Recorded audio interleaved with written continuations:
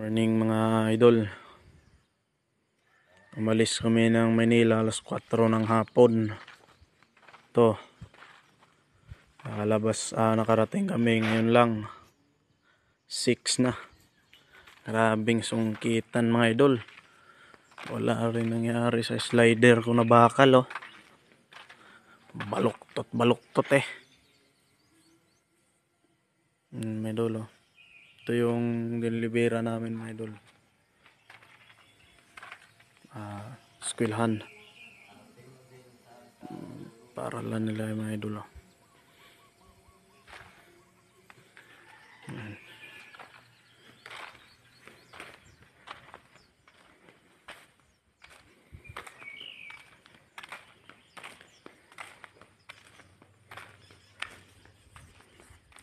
Mamaya na kami diskarga kay kumain daw yung ano